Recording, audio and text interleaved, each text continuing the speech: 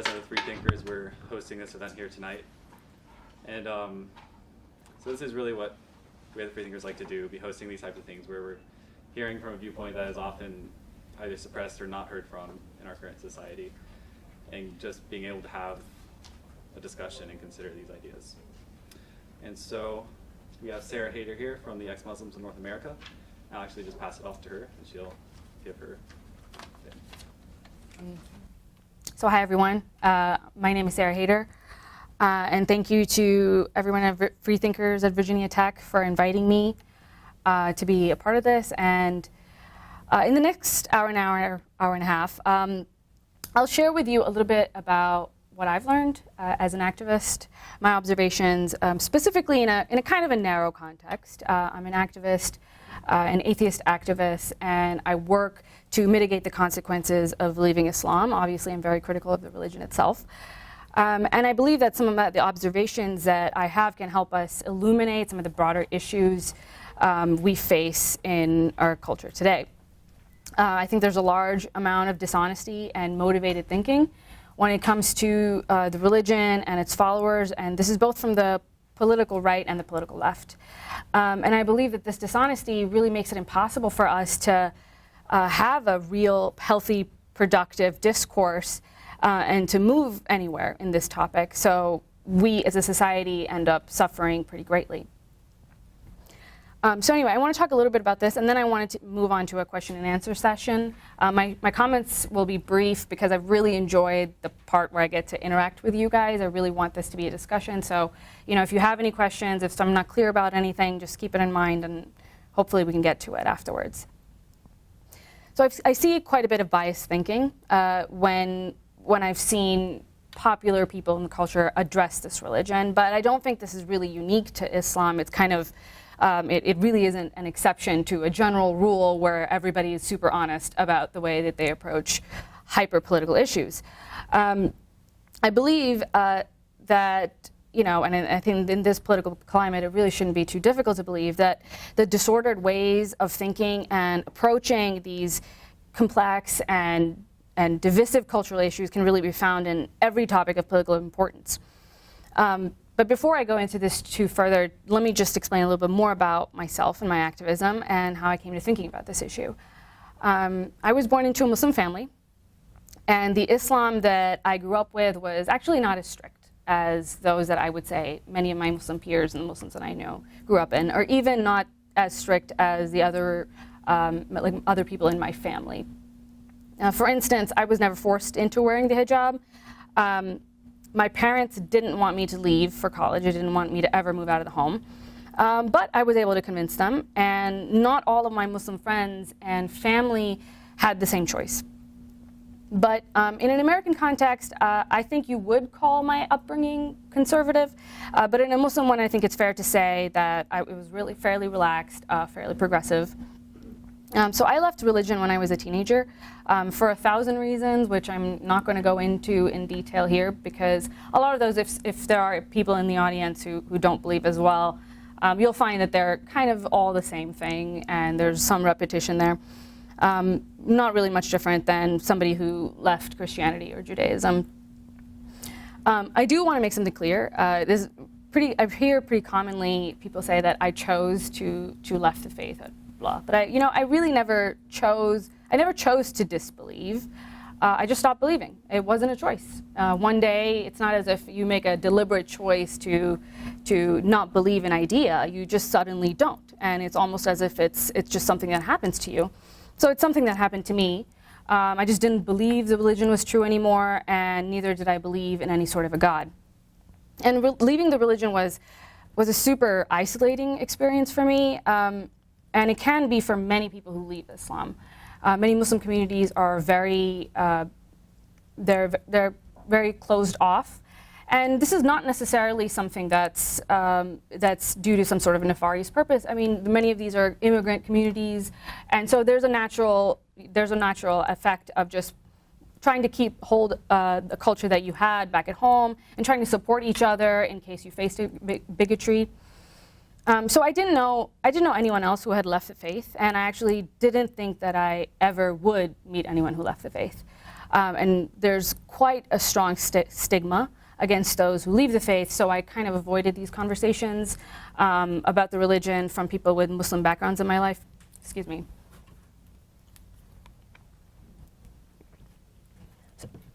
So I avoided these conversations. So even if I had known someone else who no longer believed, there would really be no way for me to know that I had encountered a fellow ex-Muslim because of how much I avoided this topic.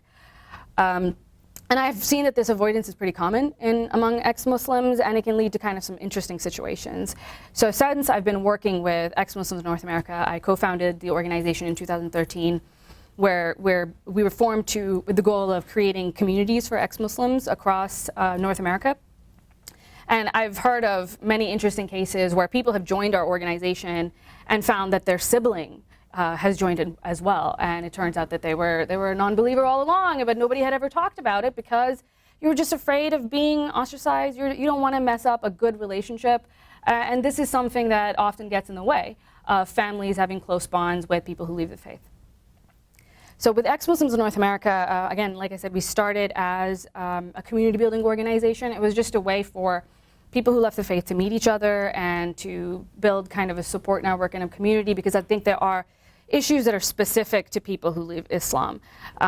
In particular, it can be, obviously there's the violence aspect of it. There are quite a few people from Muslim backgrounds who are very unhappy with apostates, and across the world, there are vast majorities in Muslim countries where they think that apostasy should be criminalized, should be treated with the death penalty. So suffice to say, ex-Muslims need to be able to talk to each other and meet each other and to just have that just venting. And that's what we do at Ex-Muslims North America. We provide them with sort of this safe grounds to meet each other and to have those communities. So let me get back to the topic at hand. Specifically focusing on this, something that I've noticed quite often, which is that there's this need to build a political narrative, and there's a lot of bias among both sides of the political aisle when it comes to discussion of this religion. Now, it's kind of a new topic for me to speak about, but it's become apparent to me since I've been active that this is a really important issue. And I don't think I'm going to have to explain to you guys why media bias is a problem, but clearly there is something very wrong with our public dialogue, and it doesn't seem to be getting any better. It's interesting with Islam in particular because some of the biggest problems that our culture faces at large are uniquely visible within the discourse around Islam. The way that our culture approaches a religion and its adherents are too often divided by party lines rather than a difference based on principles. And what do I mean by this? I mean that in an ideal world, our political coalitions would represent the principles that they claim to uphold. And in reality, they do not. I've experienced this personally among the political left, my own tribe. I consider myself liberal, I consider myself progressive, although this behavior really is prevalent everywhere. I found that in an effort to protect Muslims from bigotry, too many on the left really refuse to acknowledge the specific problems that Islam represents to progressive principles. Women's rights and the rights of religious minorities are severely lacking in the Muslim world, and much of the time it is specifically due to religious belief. Separation of church and state and the place of science as a means of understanding the world and to make policy are also areas where Islam takes an oppositional view to that of modern liberalism. However, I found that it's primarily those on the left who attempt to whitewash Muslim practices, which, in my opinion, should be left behind in the 7th century. Take, for example, the Muslim practice of the hijab, or head covering. This is proudly worn by many public Muslim women who claim to speak for women's rights. But many on the left are silent about the harms that the practice perpetuates. So let me be clear, the hijab is often forced, and this should color our understanding of it. But it is anti-feminist even when it is a choice. Feminism is for women's rights, for women's right to choose, But it does not mean that every choice a woman makes is necessarily a feminist choice. In the case of the hijab, it is decidedly an anti-feminist choice, as a scriptural basis for modesty maintains principles which in any other circumstance would be understood as deeply anti-woman. For instance, it underlines the idea that a woman is responsible on some level for a man's reaction to her body. This is a form of victim blaming. And that women, and I've heard this so often, especially among women who are public Muslim women, who say that their reasoning for wearing the hijab is that they choose to be judged by their minds rather than their bodies. But what does this imply about women who don't cover? If you cover because you wish to be judged by your mind rather than your body, then those who don't cover clearly don't wish it as strongly as you do. This should be considered a form of proto-slut shaming. And it's based on a misogyny that I think goes much deeper than your standard Western fare misogyny. But I don't see the leftist outcry that I expect to see. And the simple answer as to why that is, I think, is that many on the left are too afraid to talk about this issue. They're afraid of many reasons, but one of which is the very justified fear that if they speak about the harms inherent within the religion, then they will encourage bigotry and prejudice against Muslims. And this prejudice and bigotry exists. I face it all the time because people still think that I am a Muslim and people still approach me as if I'm a Muslim. So I see this, so I know it exists. However, there's also another fear. And this is a fear of being shamed by people in their own tribe for bigotry, if they voice how they actually feel. And there have been just countless people who have approached me saying exactly this. Many feminists, human rights campaigners that have said that, you know, there are certain things that they makes them uncomfortable and they don't feel like perhaps this belongs within the tent of progressive liberal ideals, but they just don't want to voice it because they're afraid of the backlash that they might receive from people that they care about. And you know, they assure me that although they don't voice it, you know, that I have their support. But really, I would really like people to be more public about this issue. Meanwhile, there are many on the right who are also hypocrites on this regard. Muslims are now considered a democratic voting bloc, but prior to 9/11, many Muslims identified with the Republican Party. I don't think many people know this. But this really shouldn't be a surprise, as polling data confirms that American Muslims are not too dissimilar from evangelical Christians, particularly in social attitudes. This is such as sex education or gay rights. Demonizing Muslims for the hijab while applauding Christian versions of sexual policing seems like a hypocrisy because it is. So, in any case, let me give you a clear example of the bias here.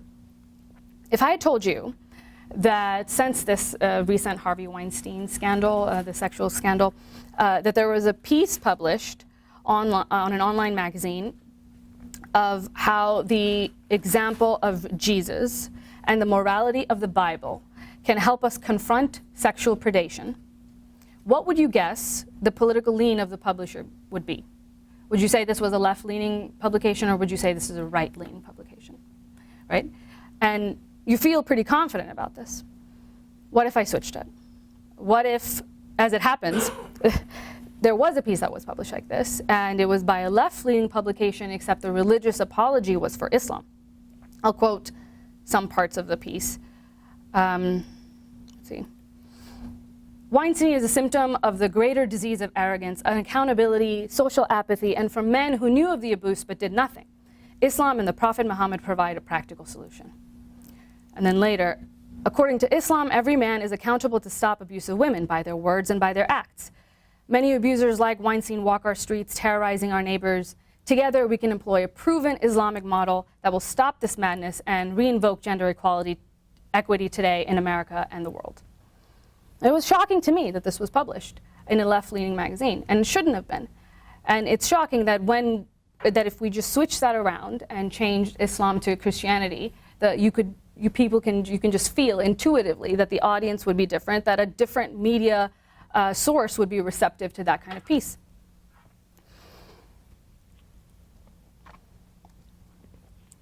So overall, I think there's many problems in regard to this. I'm just going to go over a few specific ones. One is that there is a lack of education overall when it comes to Islam. Many people don't even know anything about the religion, and there's a lot of confusion, there's a lot of misinformation, and very few seem to be willing to just go in and look into the text themselves and think about this issue for themselves. And absurdly, many of the people who are approached to talk about this topic tend to be religious conservative Muslims, as if they are the true, authentic voices of Islam, and those sources that we should be considering when we think about what Islam actually is. But think about this in any other perspective. Would we say that only practicing Scientologists can be authoritative sources on Scientology? Would we say that only practicing pagans can be authoritative resources on witchcraft? I don't think we would. I think we would, in that case, consider outside viewpoints and take them into account when we're taking a look at what the religion means for society at large.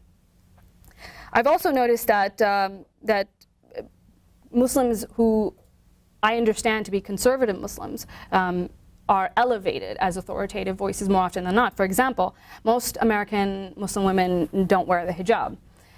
But consistently, the hijab, which is a conservative practice, is elevated as this representation of Muslim women everywhere. It's become this symbol, and there's this iconography over it. It's a very visual representation of the faith. But what this does is that this creates a standard.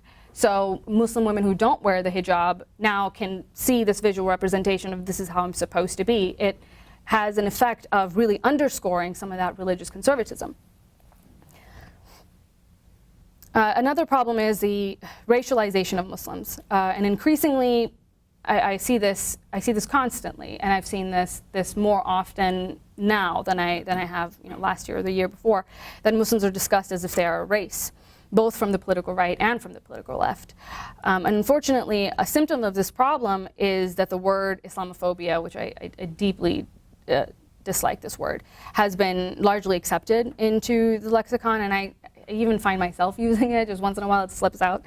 But this word makes no distinction at all from the hatred of Muslims as a people, which is a bigotry and it is real, and criticism of the faith, which should be justifiable and it should be a topic of discussion, and no one should be uncomfortable with approaching it that way. This encourages us to conceive of Muslims as a race, this word, Islamophobia. And it also makes progress within the religion impossible, because progress means acknowledging that problems exist. And if that acknowledgement in itself is completely off limits and considered on par with bigotry against the people, then it means that Islam is necessarily doomed to remain an illiberal faith. I've often also found that actual religious apologia is sometimes uttered by mainstream politicians and pundits. This is often in the form of saying something like, Islam is the religion of peace. This is an absurd statement, as is Islam is the religion of war. Both conceptions are far too broad to be helpful at all. Islam has specific conceptions of peace and war and justifies certain acts of war-making and violence as moral. But the point isn't that exactly. The point is that it shouldn't matter, that our modern conceptions of human rights and civil liberties do not need religious approval. I've also heard similarly that Islam is a feminist religion, more absurdly that Muhammad was a feminist. I'm hearing this more often now. Now imagine, this is a text that's hailing from, the Quran is hailing from the 7th century. Who's your favorite 7th century feminist? What makes matters worse is that the media isn't even attempting to clarify this issue or to inform their readers of a complex reality. Each side prefers simply to use stereotypical views rather than truth and nuance.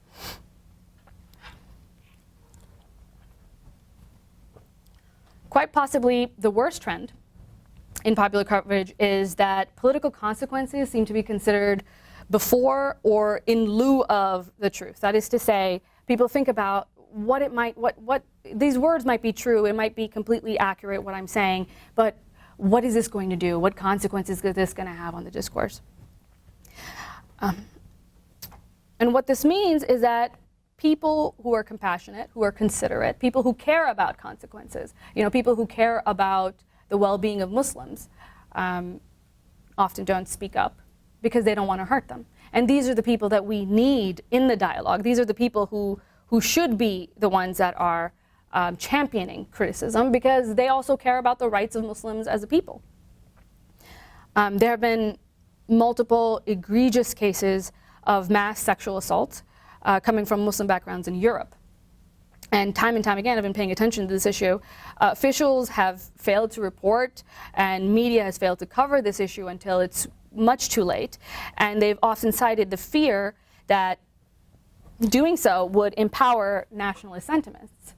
But of course, by not speaking up about it, by not talking about it, you do end up empowering the far-right nationalists, because it is they who bring the truth to light, and then they get to champion honesty, and they get to champion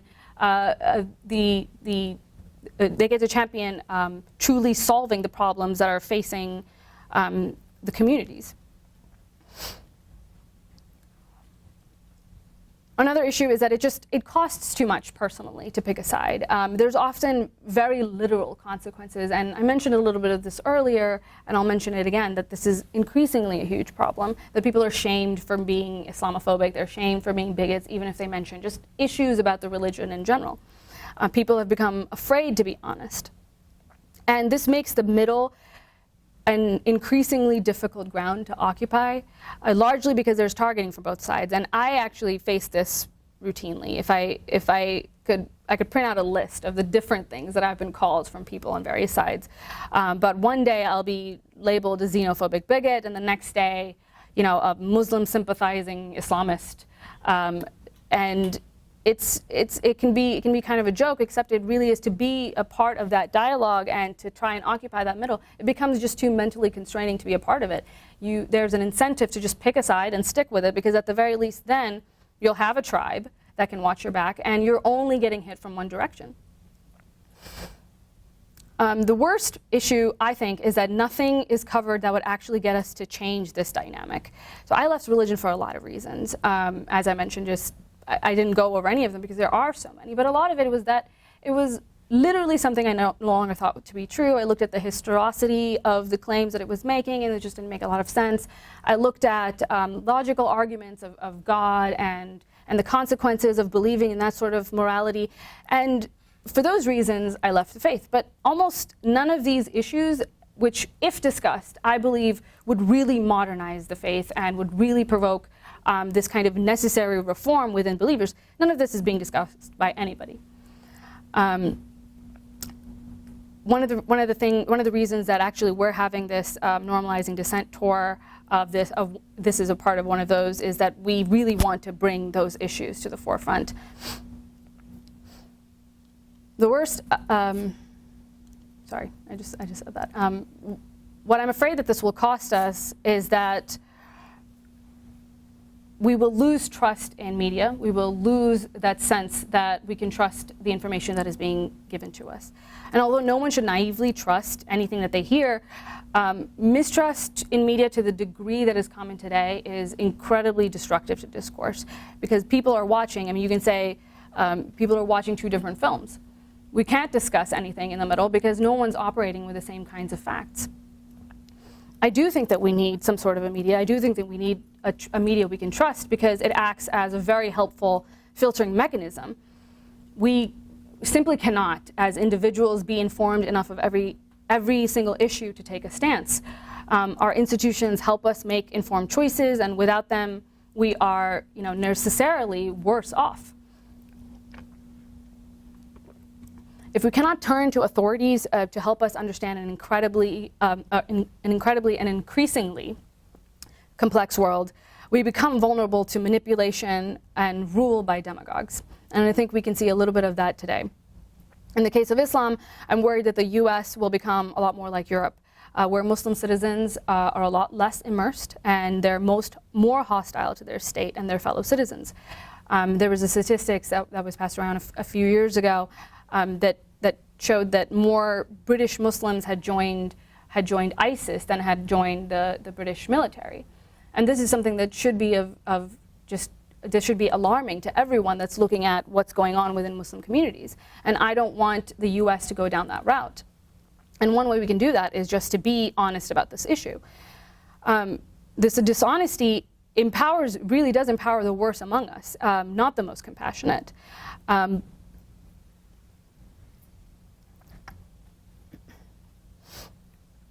So what can we do to solve this issue? At the moment, I don't think there's a lot of hope that things are going to turn around quickly. In fact, I'm sure they will get worse before they get better. The election of Donald Trump really should have been a wake-up call, and we should have seen a renewed desire to foster productive dialogue and media institutions to bridge divides. And there are, to be honest, a few people on both sides who really are working towards this change, for whom this really was a wake-up call. But unfortunately, I think there are far too many who are actively working to make this middle ground less hospitable than ever before. For example, I'll give you two examples two issues that have happened to me. In the eyes of some extremists, to be skeptical that assault is the best way to cure white supremacy is to ally with white supremacy. And that's what happened to me. I don't believe that punching a Nazi takes care of the issues of white supremacy. And when I voiced this, I was accused of allying with white supremacy itself. Similarly, I don't think banning the hijab will take care of the issues within Muslim communities when it comes to misogyny and sexism. I don't think that forcing anyone to not practice the way that they believe the world, not following their conscience, will only make it worse, because you're forcing them to do something that their conscience disagrees with, and instead it turns the hijab into a political symbol, a symbol of dissent. So I don't think this is something that works, and I don't think this is something that we should be doing. Instead, we should be convincing Muslims that this is a misogynist practice, that this is harmful to women, and that they should choose to move away from it. And for doing so, I've been accused of being complicit to Islamists. There are a few things I think we can do to make this atmosphere a little bit better. This is the age of information, and each of us are more connected with vast amounts of data and evidence, and each of us have a greater responsibility to take an active role in understanding the world around us now that we have the means to do so. This also means understanding that we cannot know or understand every detail or be able to parse individually the relevant issues of the relevant facts of every issue. We can, however, find intellectuals, organizations, and experts who do spend that time. And when they fail, it is our job to hold them accountable. We must learn to patronize, I don't know if that's even the proper word, honest intellectualism. That is to say that we should be willing to pay for news and commentary that is worthwhile. It has to be worth more than just a click. We should be willing to literally pay it forward and pay for the journalism that we wish to have. This also means donating to groups who are doing the right thing and giving platforms to people who are doing valuable work. And one thing, as I'm kind of just wrapping this up, I don't think media should be considered this foreign entity that's separate from we the people. There's this idea that the media is doing X and the media is doing Y and the media is biased. But really, the media is us, and it is responsive to our desires, and in some senses it really is reflective of who we are and what we as a people prioritize. And if we prioritize sensationalism, then that is what we get, and that is what we deserve. And if we prefer that our institutions confirm our biases more often than they challenge them, then we shouldn't really be surprised when this is exactly what our media institutions deliver. This whole idea of the media doesn't want to tell us whatever, doesn't want to tell us this, I think is a red herring. More often, we just don't want to know. I think that concludes my brief comments. I really wanted this to be a dialogue, so I hope that you have some questions for me that I can answer and maybe expand on some of the topics that we discussed. I don't know how we're going to handle the mic situation. Okay.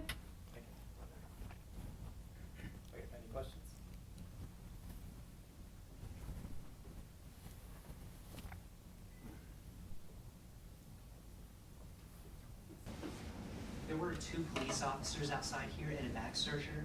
Is that something that's a reaction to a specific threat against this, or is it just something you've grown to do in general? It wasn't a specific threat against this particular event, but as ex-Muslims, it has to be something that we consider, unfortunately, and this should be telling of what exactly we're facing here and what kind of dialogue this is. When we discuss anti-Muslim bigotry, which again exists and I have faced, we can take a look to just gain a sense of proportion. We can take a look at the freedom that Muslims have to be Muslims in America and the freedom that ex-Muslims have to be public and open about their beliefs. I remember when I was a Muslim, of course there are threats that you get, of course there are people that are just yelling obnoxious things at you, but did I, as a Muslim, fear the kind of violence that I fear now? Absolutely not. And what should be more telling is that I do not live in a Muslim country. This is not a Muslim country. I'm in the freest, safest place I possibly could be. I'm in the West. I couldn't be safer anywhere else. There are Muslim majority countries in the world where you can go to escape Muslim bigotry against Muslims, but there is nowhere in the world that is safer for me than here, and in fact it is not all that safe. So consequently, anytime we have any kind of a public ex-Muslim event, we have to make sure that security is covered. In Ex-Muslims of North America, we foster communities of ex-Muslims all across the United States and Canada, and these are private, and there's a screening process to get in. And there should never need to be a screening process to get in. We should just be able to say, come to this bar and join us and have a drink and chat about these issues. But instead, we have to do all this cloak and dagger nonsense, which when I describe exactly all the things that we go through to try and keep ourselves safe and keep our community members safe, it sounds ridiculous even as I say it, but it is my reality, and it is the reality of most people who leave the faith.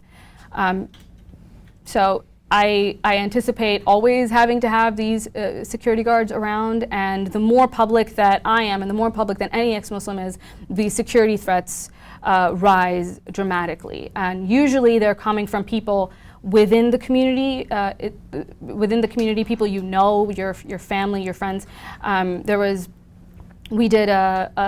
Ex-Muslim North America had a journalist come over, and he took video of part of our gathering. And in the video, there were some people who said that they're okay with being in the background, they feel safe, and it doesn't matter, their family doesn't care. So we took this video, and within 24 hours of it going up online, one of those people he was just in the background. His family started receiving calls from the community saying, "We saw your son. What is he doing there? What is going on? You need to handle this." It was staggering to us that it took just a day for his family to receive threats. And of course, after that, he doesn't want to be public and open anymore, because it's one thing to put your life at risk, it's another to put your family's life at risk, or their connections with the community. No one wants to make mom suffer so that you can be open about being an apostate. No, thank you. Nobody else? He had one.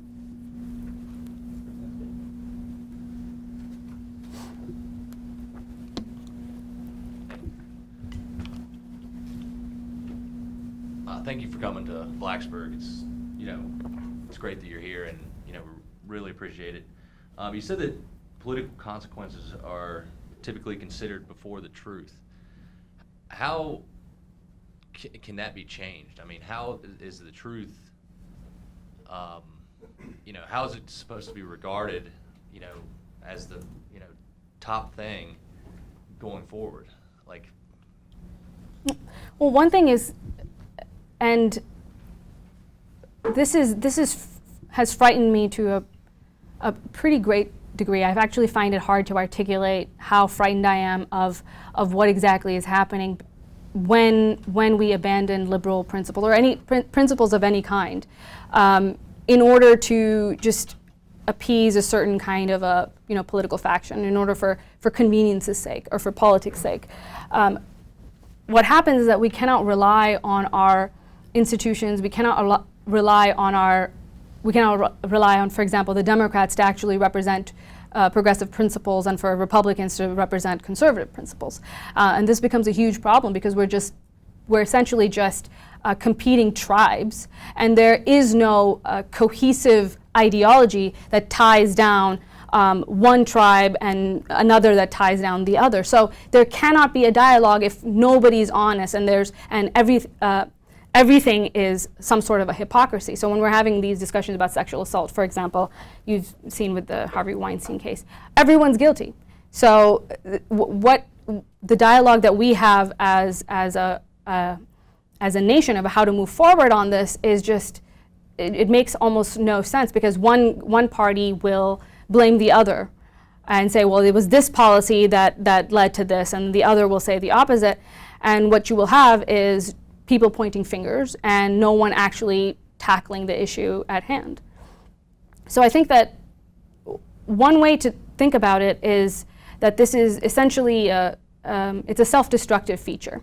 That if liberals, and I talk about liberals a lot because I am a liberal, but if liberals, people who say that we're for free speech, no longer stand for free speech, then who does? And if we abandon, say, for example, principles of women's equality, then who will actually take up that mantle? And in terms of Muslim women, absolutely no one is willing to talk about the rights of Muslim women.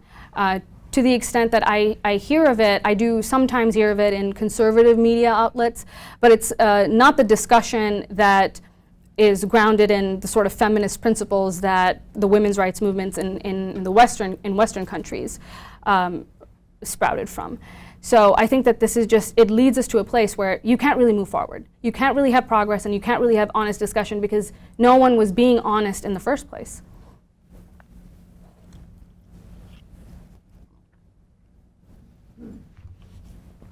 She had a question.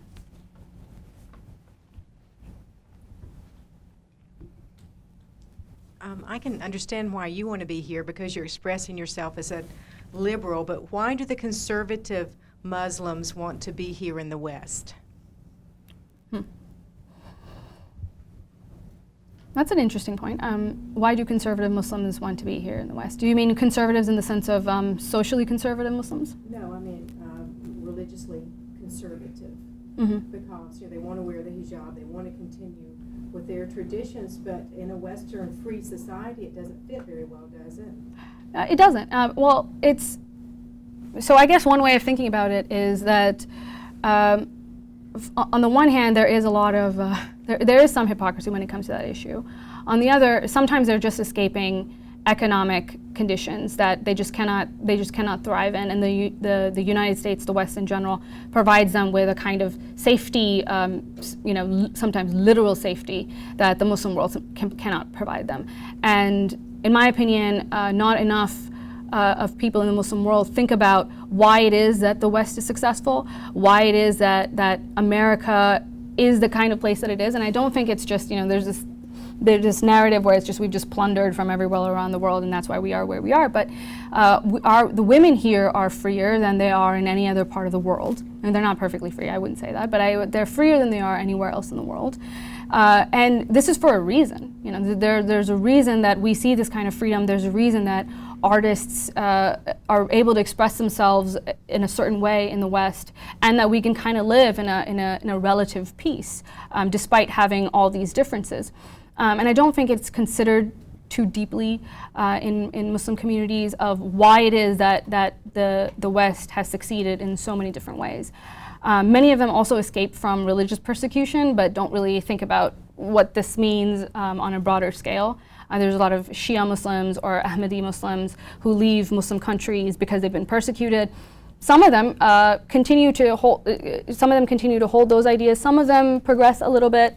I think the first step to changing those minds, and I think those can be changed, is just by having these discussions, just pointing that out, literally. I think that would go a long way. And I've actually seen my family go through this. Like, I've seen my parents, having been influenced by me a little bit, starting to influence the people that they know in their community, where they're asking these sorts of questions. They'll say, well, if America is bad in so many ways, if it's a land of just sexual depravity, then then why are we here? Well, what are the benefits that this is providing us? And these are good questions, and they allow them to sort of articulate what it is that really strengthens these countries.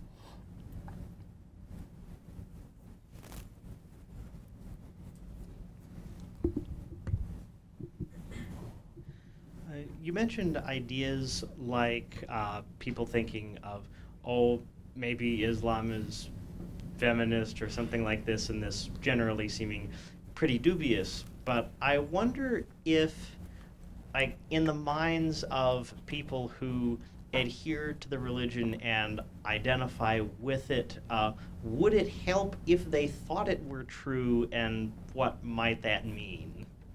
That's a good question. Yeah,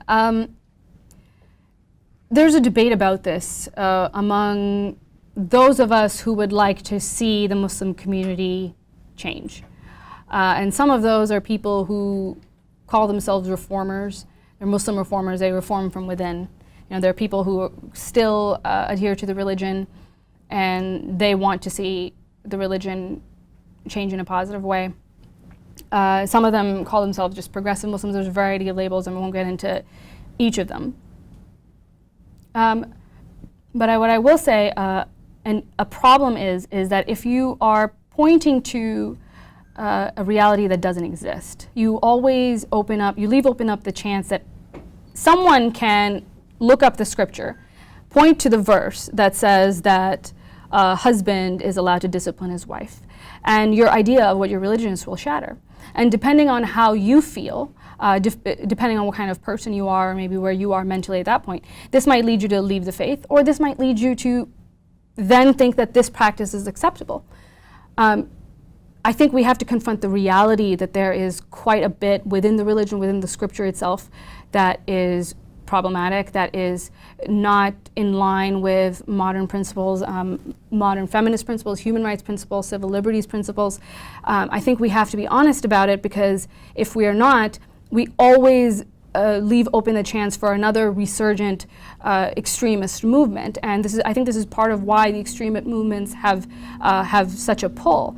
There's a variety of reasons why they have such a pull, but I think one of them is that they can always say that, look, we are being the most honest about this faith. And what you are seeing, this kind of version of the faith that's been peddled to you, is this distorted, Western, like sinful version. And you need to adopt the one that is true to what Allah wanted to see in this world. And it's too easy for them to make that case, unfortunately. It depends on the specific verse as to how damaging it is on any particular issue. You can more easily do mental gymnastics on some social principles than you can on other social principles, like universal health care maybe something that's easier to advocate for using Islam than women's equality under the law, which might be a lot more difficult. So you're held hostage to what the text says, and this is something that I think we should be unwilling to do, and I certainly am unwilling to do, because this means that I have to argue on their ground. I have to start from the assumption that this religion is true. What this verse says, this verse that says the husband has a right to discipline his wife, this verse is true while trying to mitigate the violence that's inherent in this truth, right? I mean, that's a very difficult thing for me to have to argue, and I refuse to have to do it, especially when it comes to women's rights.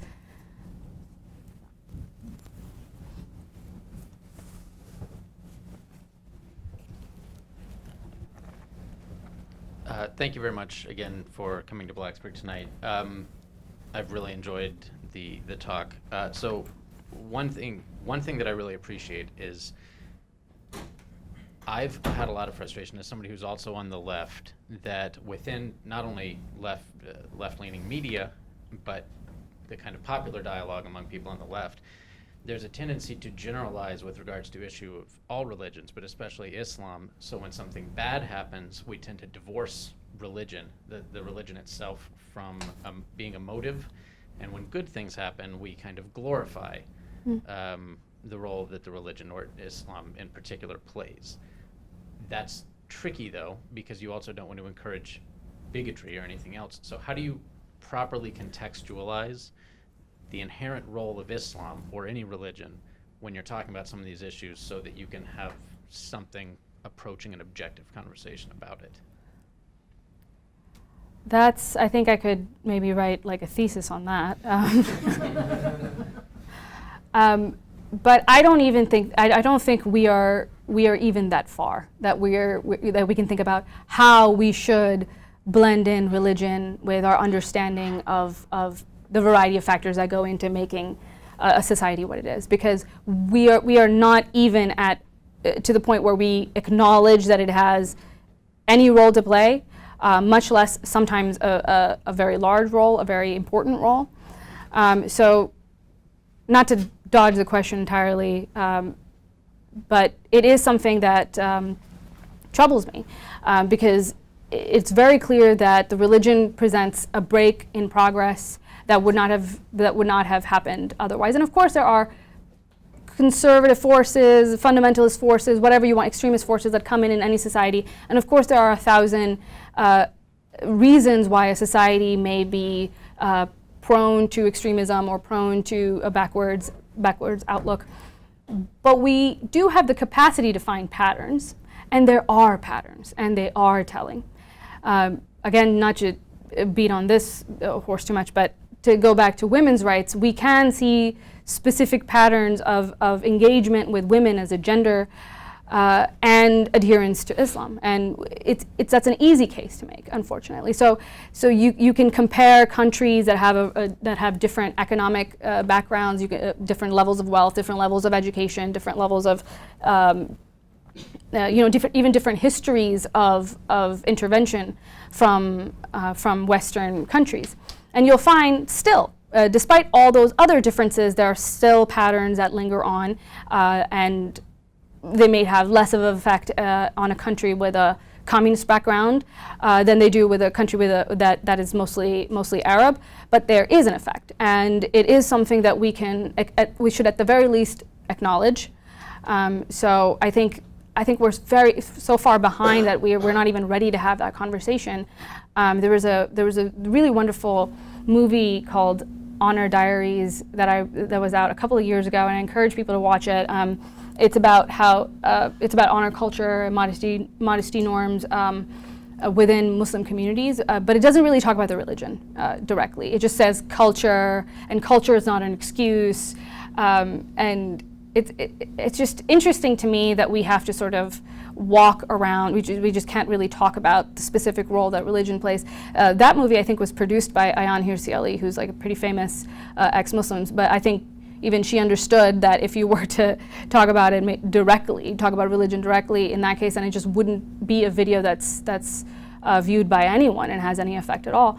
So I think we just need to get rid of that first roadblock, just talk about its effect, that it has an effect, one role to play, and then we can, I guess, move on to that more complex question.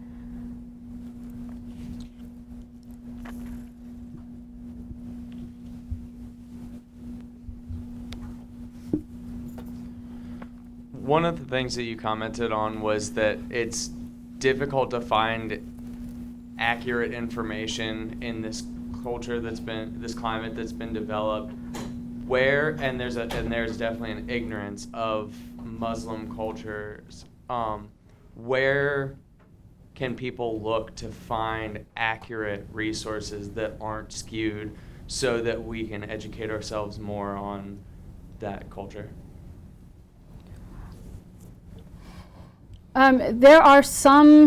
There's some books written by people who I would think are largely like secularists, or some of them claim that they are, or some of them don't claim that they are publicly, but are people who I would consider non-religious.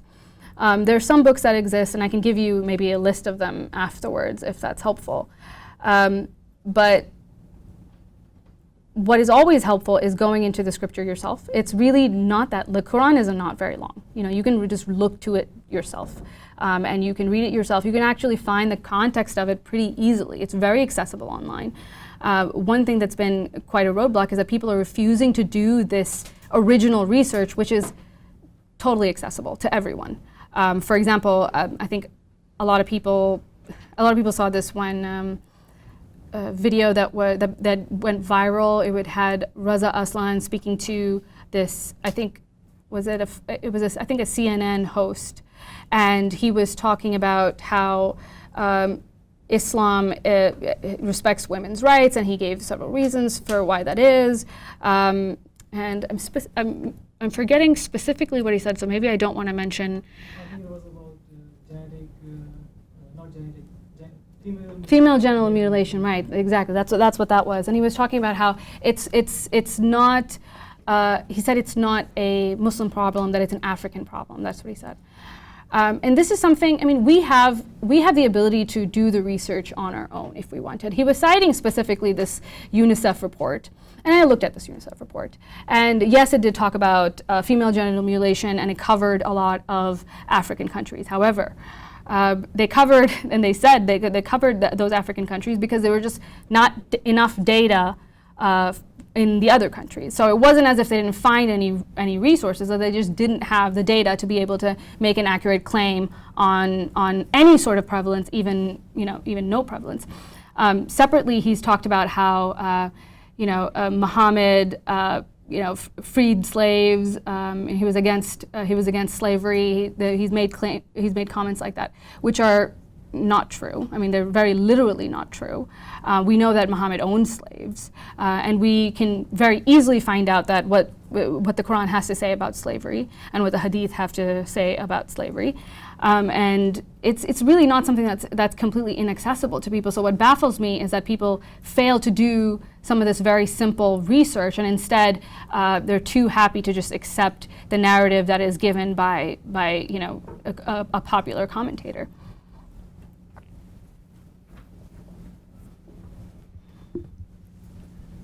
So I read the article that you mentioned earlier in your talk concerning Harvey Weinstein and preventing sexual assault scandals by adopting the practices of Muhammad.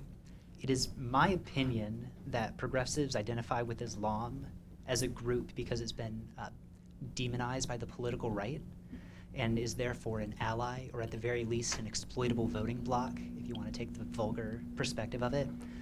Do you agree with that statement? And if yes or no, what do you think it would take to dispel this sort of holy alliance between the progressive left and Islam?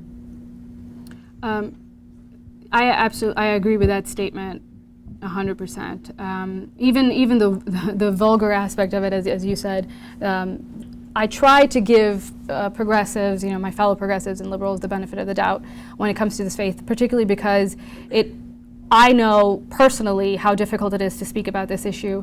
I know personally of how damaging being, smeared as a racist and a bigot can be, and especially to somebody who, I consider myself somebody who cares deeply about human rights, and that's why I've started talking about these issues in the first place.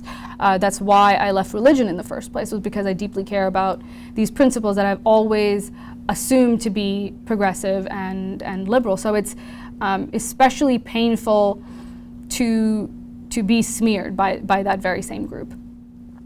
So I think one thing that would help drastically would be to sort of ease on this culture of shaming other progressives who do speak up, because there's just a shame, like this effect of everyone just quieting down because nobody wants to be the vanguard. Nobody wants to be on the front lines and the first to get smeared while nobody else speaks up. And unfortunately, I've seen a lot of other progressives don't speak up when they see someone that's being shamed for just being critical of Islam in a very general way as a bigot or an Islamophobe. So what we can do to begin fostering that change would be to, at the very least, allying with those who do choose to speak up and trying to foster a dialogue where we don't shame people, fellow liberals and progressives, people who we know to be operating with similar goals in mind, but perhaps we just disagree.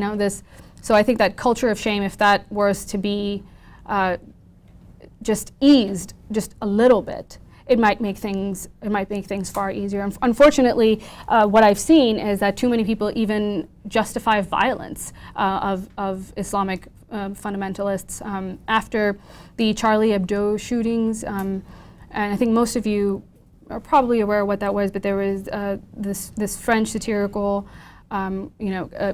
cartoon, I think magazine, I guess, and they produced satirical cartoons about all sorts of religion. They covered every religion, including Islam. I actually think they might not have considered Judaism because there are laws preventing it in France.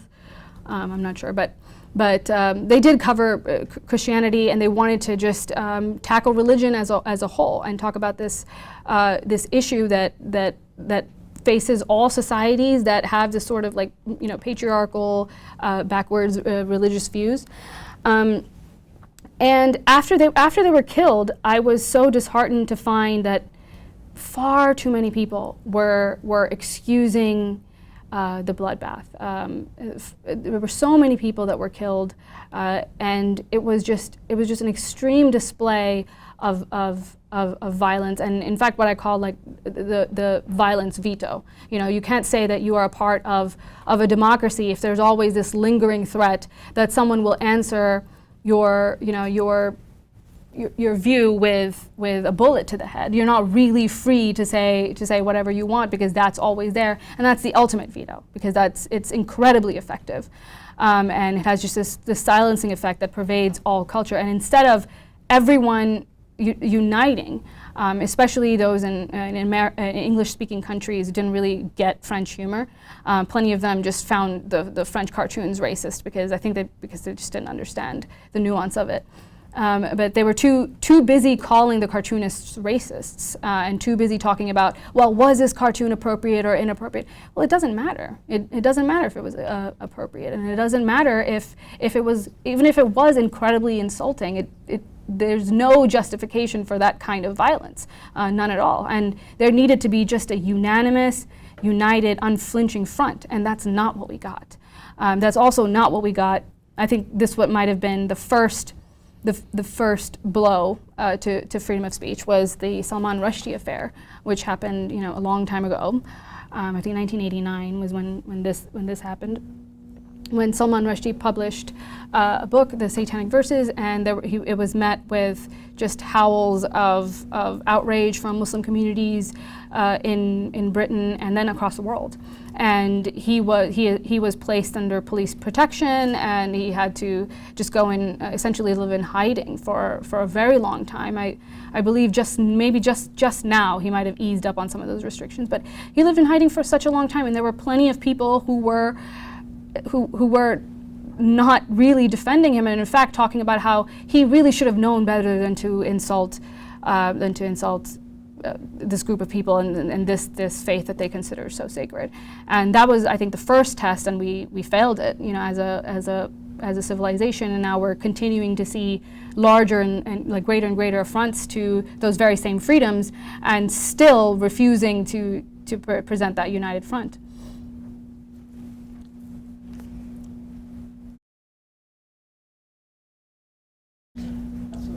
Yeah, I would say, well, we're from Europe, and it's something that annoys me a lot. Each time we have one of the terrorist attacks in Europe, so instead of just letting people express themselves and be angry, at least express that you're not happy with what happened, you never get the possibility. Immediately the press says, probably it's our own fault. Mm-hmm. It's always, and then people get even more angry. I think that's the completely wrong reaction. It's like you say, the press immediately, it's our own fault, and probably we did something wrong, and it's this, and then people get even more upset. Yeah. Did you have a question? But I can talk about that certainly. No. But yeah, isn't it striking how it's become such a pattern, and you can almost predict what's about to happen, like a terrorist attack is going to happen, and then there's going to be a certain article that says, don't make any conclusions, and then it's going to be, did this man, did he smoke pot? Did he go to a strip club? And there's going to be all these, people are going to poke into his life and try to find ways where they can say, well, he wasn't really a Muslim. He wasn't really a Muslim, or he wasn't a good Muslim. And you can see, because look at how he's smoking pot here, which is outrageous, ridiculous logic. Would we say this in any other circumstance? I mean, if we found, if you found a Christian, gay, a Christian homophobic preacher who was found to have a gay relationship, would we later say, oh, well, he wasn't really Christian? We would just say he was a hypocrite. We would just say, no, he really was homophobic, and he really was gay, and he really was Christian. He was all those things, and he was just a hypocrite on top of that. We wouldn't try to say, well, he can't really represent, this homophobic preacher can't represent Christianity because of his hypocrisy there. So it's just outrageous reasoning, and yes, it's such a repetitive, such a pattern. It's become very frustrating, and I think everyone is frustrated with it, and frustrated with the lack of dialogue. And I'm hoping that's something that we can change, but it really has to be something that everyone takes an active step in changing. And you had a question. First of all, thanks for being here. It's good to hear. I happen to be on the same side of the spectrum as you do when it comes to not just Islam or any religion. But my question is also my kind of dilemma. We all want to make change. I also want to make change, and we agree that the only way to do it is to establish a dialogue with the people who are on the other side of the spectrum. And that's where my personal dilemma comes as well. That people like you, or Anne Hersey Ali, or Sam Harris, or Dawkins, the way we construct our dialogues, we have probably less access to the people who wants to listen to us than the people like Majid Nawaz, who wants to reform, and a lot of people disagree with him, but he might still have more access to people.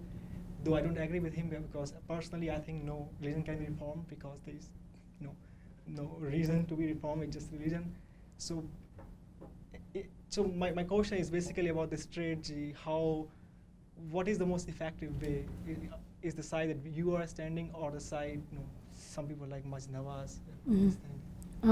So just to clarify one thing, who were you? What group of people are you saying that reformers can reach that we can't? Let's say in this case, I'm talking about everyday practicing Muslims, who are nice people, and some of them are not aware of certain things that they follow, and it just probably some people I know personally are very open. Only if you can have this proper discussion, at the end of the discussion, maybe after a few dialogue, they'll think, you make sense, and it might change their mind.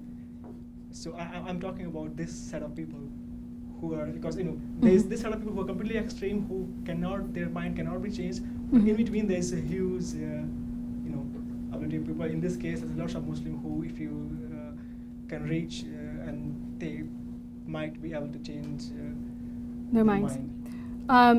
Okay, so that's a pretty heavy question too. All of these questions I feel like I can just talk about for a really long time, bore you guys all to death, so I'm trying to keep it short. But when it comes to the question of whether reform from within, or this idea that here are the ways we can work within religious scriptures to find something more progressive, or to at least get to a place where we're better than we are now, right? That's a reform viewpoint. My viewpoint is that we need to dismantle the idea that the religion is a source of truth. And this doesn't mean, and I never think that that the effect of my words is that I'm going to create just a bunch of little atheists, but because I'm going to say this, and then what's going to happen is that they're going to be convinced, and then they're going to be just like me. I don't think that that's what's going to happen. I don't think I'm going to convert 1.5 billion people overnight. I don't think that's what's going to happen. What I do think that people who confront the truth question directly can do, that people who cede that ground cannot do, is that we can instill a level of doubt that they can't. because they have ceded the ground that the religion is true. So now we're working on a plane that, well, we already know that this is God's word, okay? And now we have this limited ground on which we can argue the whatever it is that we want to argue. And I would say, as I think was covered in another question earlier, that this makes it much harder to argue for human rights values, for women's rights values, because a lot of our modern conceptions are based in a secular morality. They're not really based in something deeply religious, and it might be impossible to find roots for them in religious context. So on the one hand, we're making our things difficult for us there.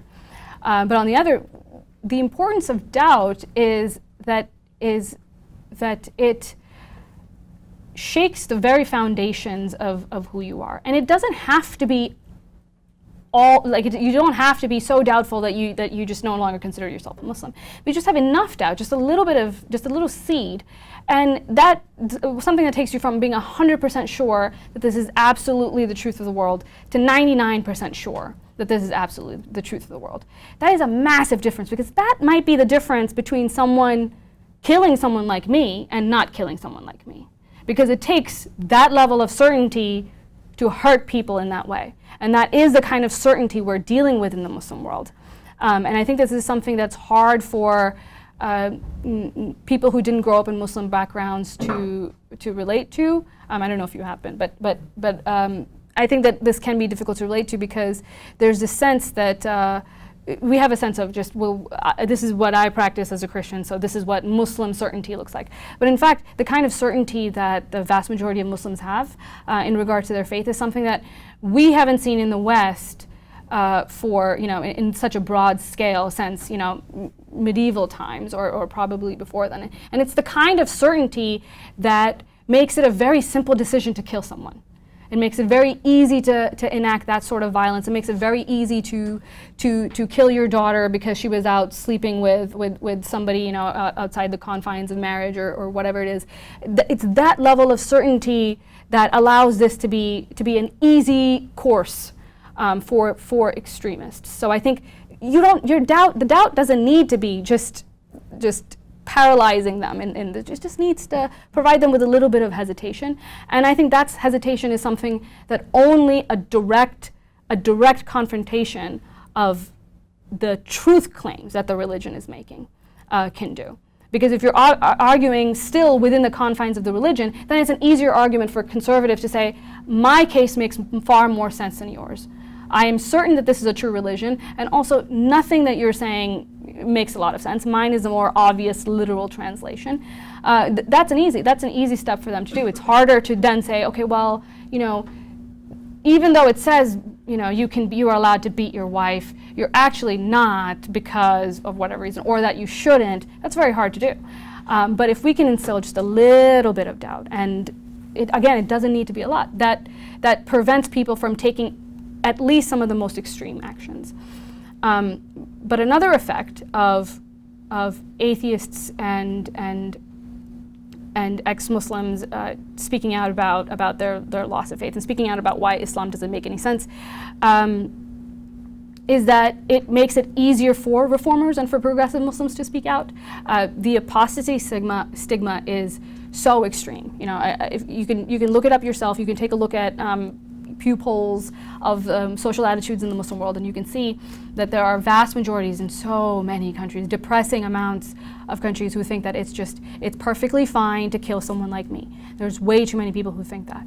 And because there is no tolerance for people like me, that intolerance gets extended to people like Majid Nawaz, to people who are reformers. What they're accused of is apostasy. And because apostasy means that you should, because you should kill apostates, this also has an effect of making the work of progressive Muslims more difficult, because they're smeared with the same brush as us. So we think that we need to get rid of the stigma altogether. We need to provide that doubt, and we need to get rid of that stigma altogether, so that there's a space where we can perform, and so there's a space that reformers can have room to speak out a little bit more.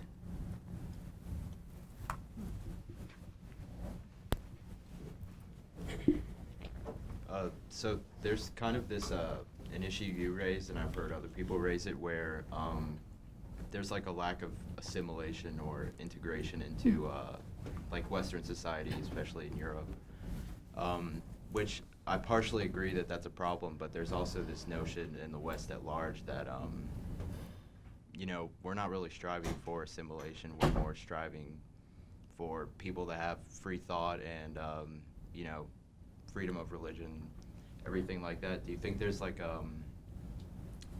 a way to reconcile those two seemingly contradictory ideas, that we want people to assimilate into our society, but also it shouldn't really be the goal of a society to have anyone that comes in to automatically assimilate?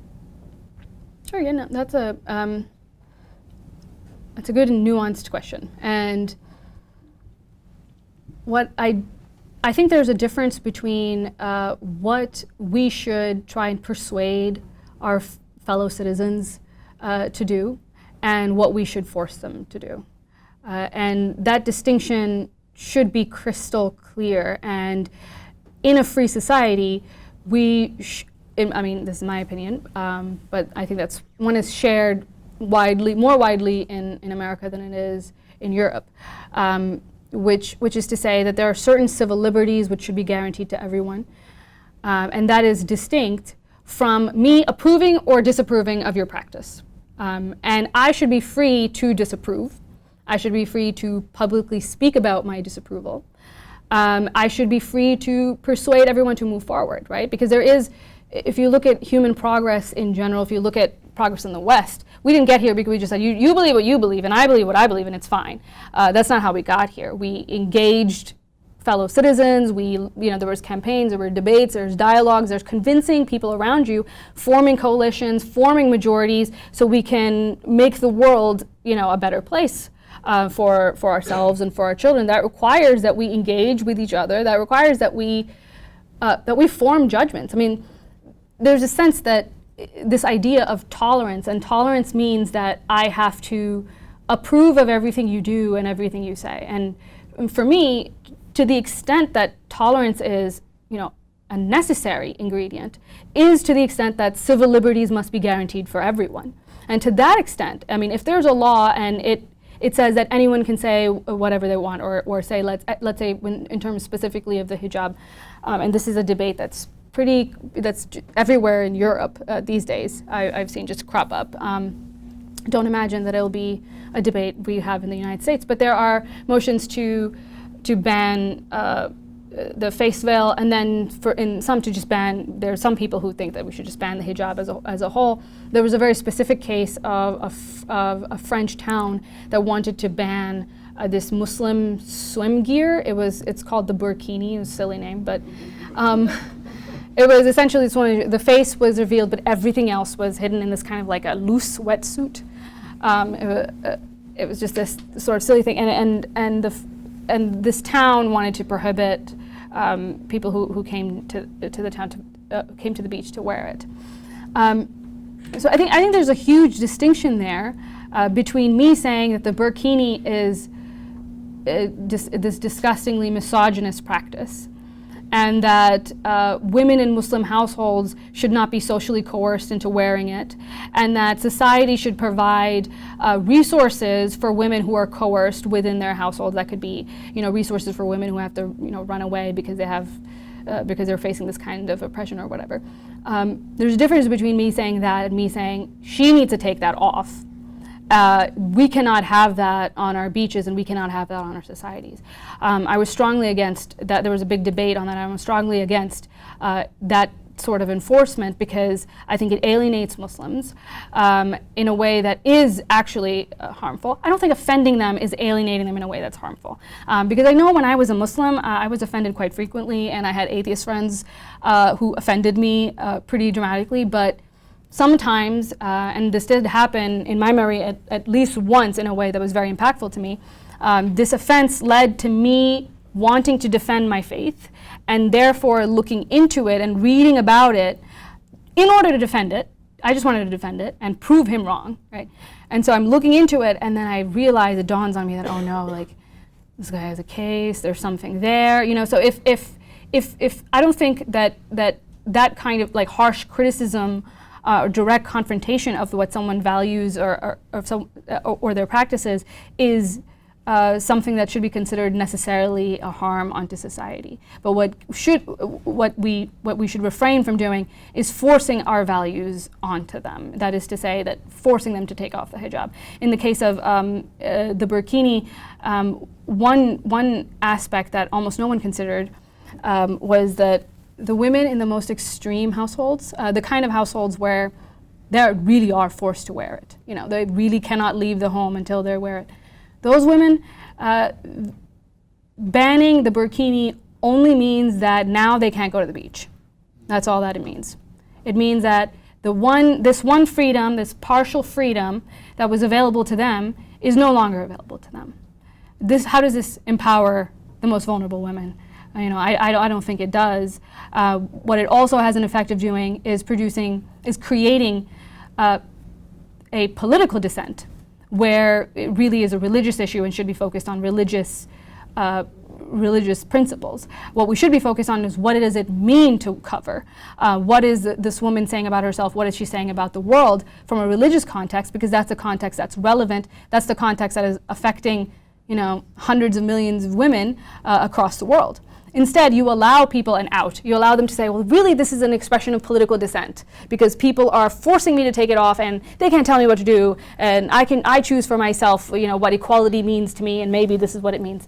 In a free society, people should be free to be wrong, and I should be free to call them out on it and show them how they can move towards something that is more correct or less harmful at the very least. Somebody who considers yourself to be somewhere in the middle, I just wanted to ask, how much do you blame the radical Islam issue that we are facing today? How much of it do you blame on like Western interventions or I don't know, geopolitics, and how much of it do you blame on the doctrine of Islam itself? I have no capacity of putting like percentages on it. Like I don't think I consider myself educated enough to say, well, if it's 55% like intervention, like I certainly can't do that. I wouldn't deny that, of course, social upheaval in the form of war has a role to play, and that's undeniable. And you can, in the case of ISIS, you can easily see how social dissent and just this complete disintegration of the society was related to this extremist group gaining power. So it's obviously it's not that war or intervention has no effect. It certainly has some effect. To the extent that it affects any particular country, it varies by the country. It varies by the specific intervention. But one thing to keep in mind is that, and what I feel is lacking in this kind of in this debate, is that it's not as if Western intervention is the first and only intervention that has occurred in the world. It's not as if before the West came to the East never saw war. They never saw conquerors. They never saw social upheaval. They saw all those things 1,000 different ways from different, wannabe emperors of the world. And they saw that repeatedly.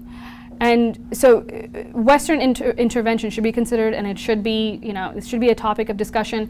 But so long as we're talking about intervention, so long as we're talking about imperialism, so long as we're talking about colonialism, we should also consider the effects that a variety of different campaigns have had on the Muslim world for literally like a millennia before the West as we know it even existed, right? I mean, there were Muslim conquerors that went and conquered, my ancestral homelands, India, right?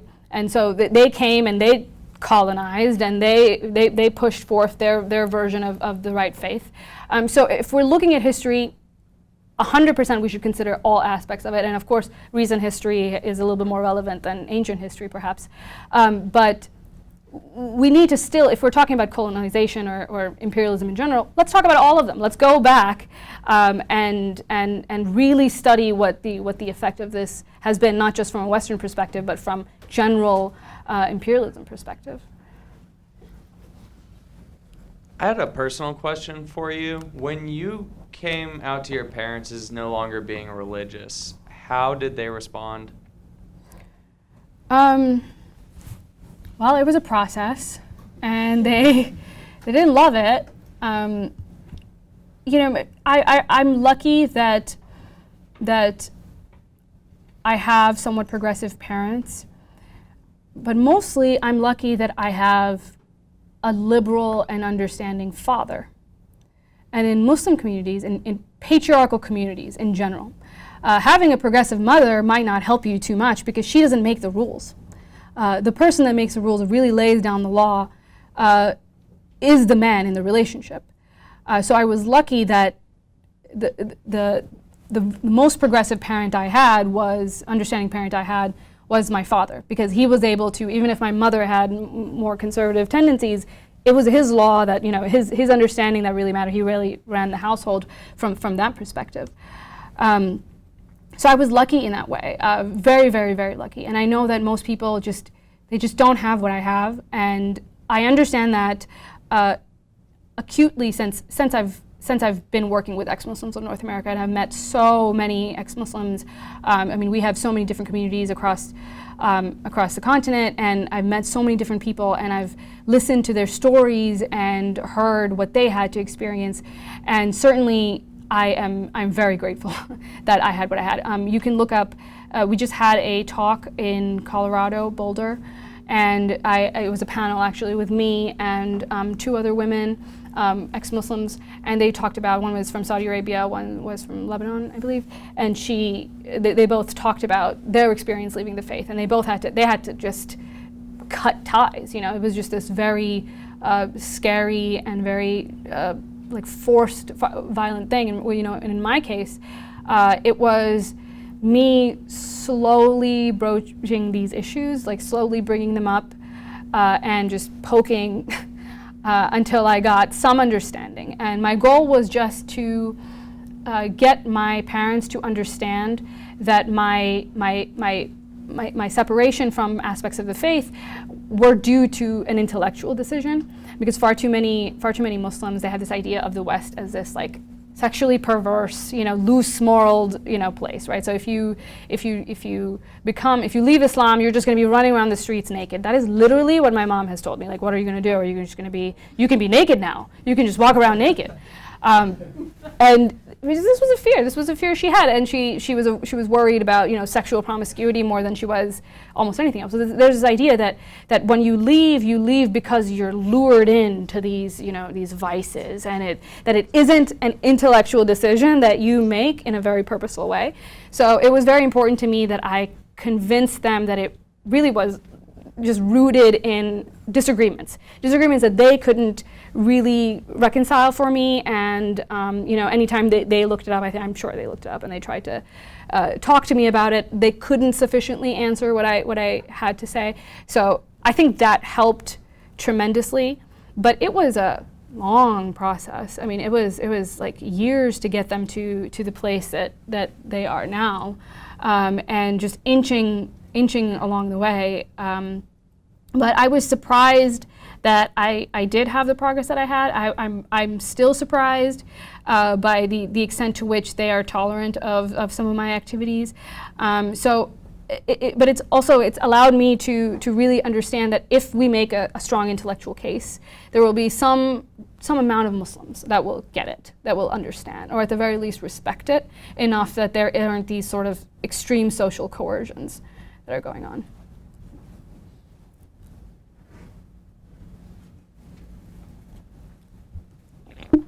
Hi. I was just wondering, do most people who come to your organization, do they come because they found like some scientific contradiction between like their faith and like what are facts, or do they mostly come because like an emotional response where like they feel they might be happier or might live a more fulfilling life in a secular way? So as I said, we are pretty exclusive in terms of who we allow into our meetings, and one of the things we look out for is that, to the extent that you just stop practicing, not because you, in that second scenario that you were mentioning, that's much more like somebody who just becomes a non-practicing Muslim. That's what that is. Somebody who just wants to live a secular life, so they're just going to shelve that aspect of it. They're never going to confront the religious, the reality of the faith.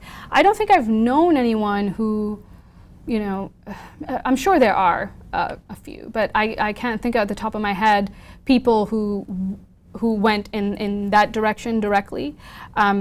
What we did do a little while back, and we haven't released it publicly, we did a survey of our members, and we asked them about why they left the faith, and we had them like check off answers and everything, and the vast majority said either science or philosophy. That is to say, like, by philosophy they meant contradictions within the faith, logical contradictions about God and about, you know, what is good, and, you know, does this sort of morality make sense?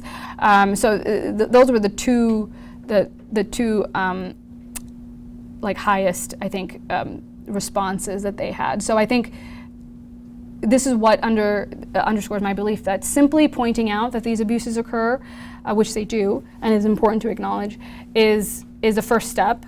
But the real important work is to talk about why this literally isn't the correct model for how to run our lives. Because if you understand yourself as a religious person and you say that my reasoning is faulty, but I believe in God and God thinks perfectly, then even if this doesn't make sense, if a certain, you know, moral rule doesn't make sense to me, I can always point to the fact that I'm a faulty human being and God knows best. And so even if I am uncomfortable with just so many different, you know, aspects of the faith, I will just say, well, God knows best, and I have to do it anyway. And in this way, people who really do have maybe moral issues with certain, or maybe just discomforts with certain aspects of their faith, they don't speak out. They just keep quiet about that discomfort because they want to follow God's law. You know, so you have in this way people who are otherwise good people, otherwise progressive people, who are in practice acting in a way that is harmful to society. You know, and I think there's been just this phrasing that's been commonly spread around. I don't know who started it, but that people are that Muslims are good, you know, in spite of their religion, you know, not because of it. There's nothing about Muslim Islamic morality that is not commonly understood. You know, the good parts of it everybody knows, and then the harmful aspects of it there are many. Anyway, to circle back to your question, I don't think I know many people who have left because they didn't like the practice. I'm sure they or decided to not believe in the faith because they just wanted to maybe not cover or something like that. Normally it was, well, why is it that covering doesn't make sense from a moral point of view? And then they convinced themselves that it was no longer a moral thing, and then left the faith. I don't know if that makes sense. No, that makes sense. Okay. A quick question. I'm curious, you know, there are lots of apostates out there, but most of them don't go and start organizations like ex-Muslims in North America. So I'm just curious what inspired you to get the organization. Well, for me it was, and I know that this was, so I co-founded the organization. I wasn't the only one, but it was a group of us, and for me it was the fact that I had never met another ex-Muslim until I met Muhammad, who's right there, who, you know, co-founded the organization with me, and I never met anybody like him. And I knew that it like as I got to know him, I was just like, oh, this is like, is this even real? Like, I didn't know there were people like me at all anywhere. And I know that it had this extremely powerful effect on me, and just from a conception of myself. Like, I mean, I was going to do what I was going to do anyway. I had already gone that far. I had already at that point been open apostate. I had already been, you know, living on my own and everything. So I'd already gone pretty far, but it had this wonderful effect of psychologically validating the fact that I really wasn't crazy, and it wasn't outrageous for me to do what I did. just the social aspect of like knowing one other person. You know, it really changes the way that you feel about what you're doing. And so we decided to hold just these covert meetings and just like post like furtively on these like ex-Muslim like online boards and see if anyone's interested in maybe coming and try to do this like this proto like screening thing. And then we had our first meeting. And it was, I was so scared, you know, like I just didn't know these people and they didn't know me. I know everybody was scared. So there was a tension in the air, like, okay, so who's gonna go and bring a gun? You know, like, I mean, we were just, it was just this tension in the air. But then everybody relaxed and we started talking to each other, and everyone was just from a different background, a different stage in life, different age, different, you know, experience. And it was just so wonderful to meet all these people who had come to the place that I was and were nothing like me and were people I never would have otherwise approached, and many of them who were just deeply in the closet themselves. So that first meeting just went off really well, and we were just so happy that, you know, nobody died and it was just all great and maybe we met new friends. And then we started to do more of those, and we found that there were people that were driving from like 8 hours away one way to get to our one little like hour and a half happy hour, and they would like book a hotel so that they could come. And I'm like, really, like for this, like you're so far. And that was one of the awakening moments that I had, where I realized how incredibly lucky that I am, that there are people who just, they will never get this sort of acceptance in their life from family and from friends. Even the little that I've gotten, they would never get that sort of thing. So this is just this wonderful avenue for them. And so when we saw that there were people willing to come so far, we said, well, we got to make this into a bigger thing. Like just can't be this local thing. We have to foster these kinds of groups everywhere, you know, as in as many places as possible, so they don't have to come 8 hours one way, and they can, you know, just meet people like them closer. And we can teach these local groups what we know. We can get donations, and we can try and like get speakers and all these things. So that's how it started, and that was the reason that I got involved. I think you had a question, right? So there was no one, I think. I don't know what time it is. We're running out of time, right? Like we have, it's 8:18. We can. We can take a couple more questions. I'm willing to go however long we have the room, but I know we have security for a certain amount of time. As a follow-up to the thing that you mentioned about certainty, would you say that reading the Quran provides more insight into what the average Muslim believes than reading the Bible does into what the average Christian believes? Oh yeah, absolutely. I think that's a good way of phrasing it. And a lot of that has to do with just, as you know, we've talked about like earlier, just the extent to which I think many Christians have unknowingly walked away from their faith.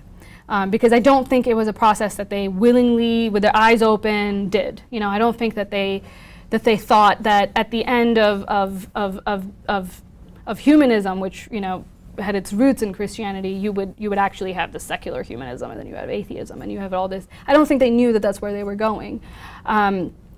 But Muslims do. You know, they know where this sort of thought leads. So from a perspective of how we're discussing what to do about Islam, there's also the consideration that they know how the secular West got to be where it is, and so long as they despise the morality of the secular West, they're going to refuse to take that first step. You know, they're going to refuse to walk that path because they know where it ends, and it ends in essentially apostasy. You know, it ends in essentially hellfire. So I think that's another restriction that we have. But I absolutely would agree that to read the Quran, you would get a little bit more of what it's like, of what an average Muslim thinks. Not entirely though, not 100%, because many Muslims don't read the Quran either. They just rely on religious authorities around them to tell them.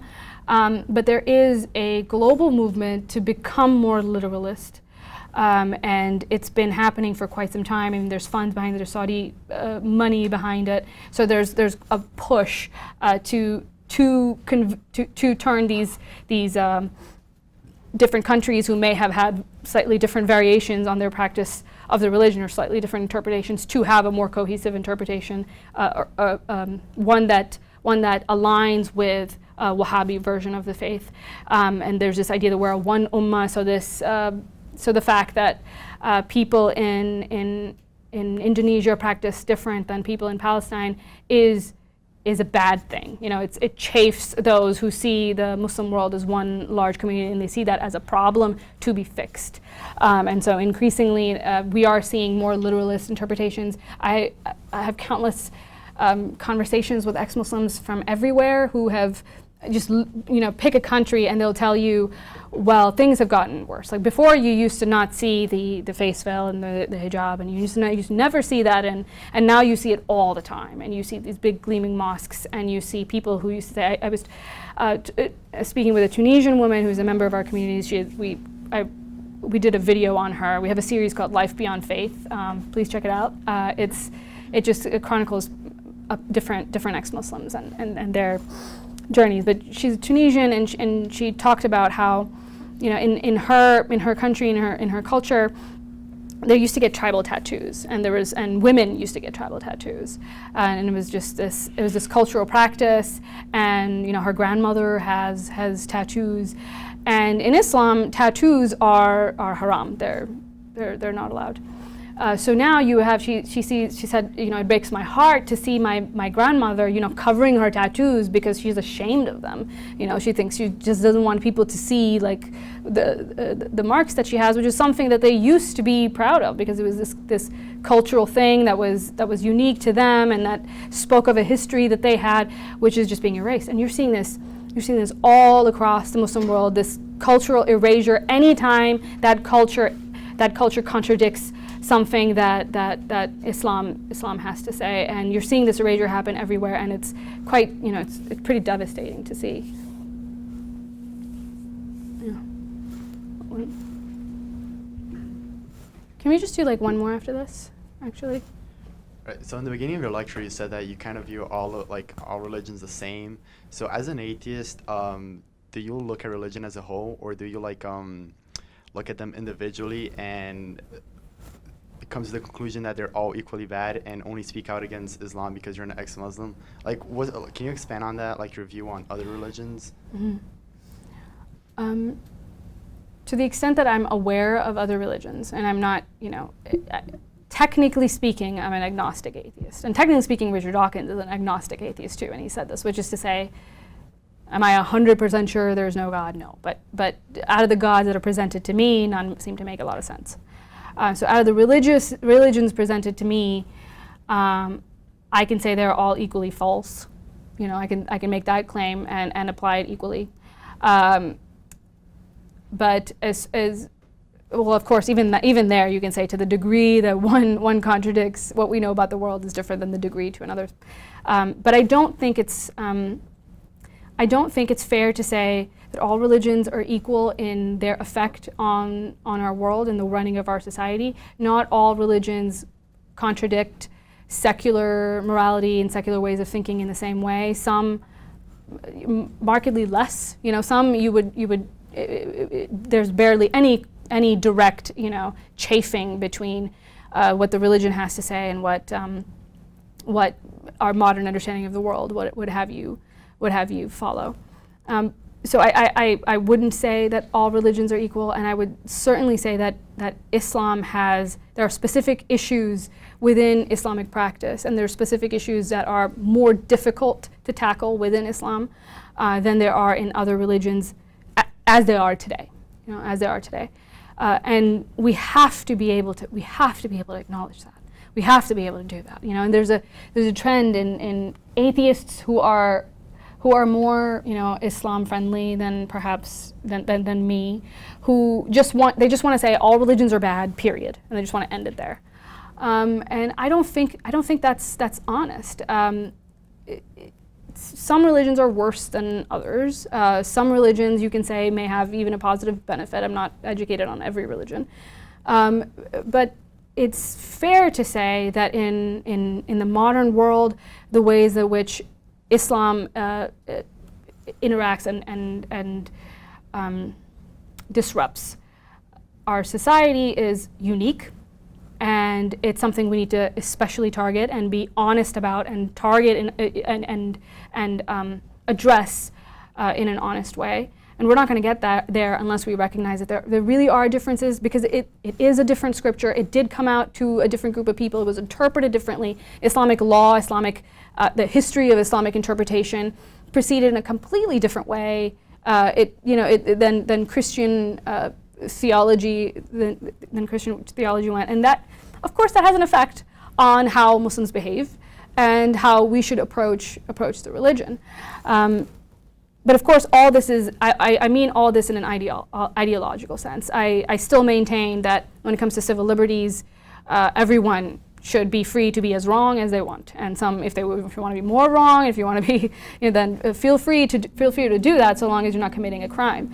But from just an intellectual exercise perspective, yeah, there's an inequality there, and yes, we need to be honest about it. I think. Yeah, we can maybe. Did we have anybody else? No, right?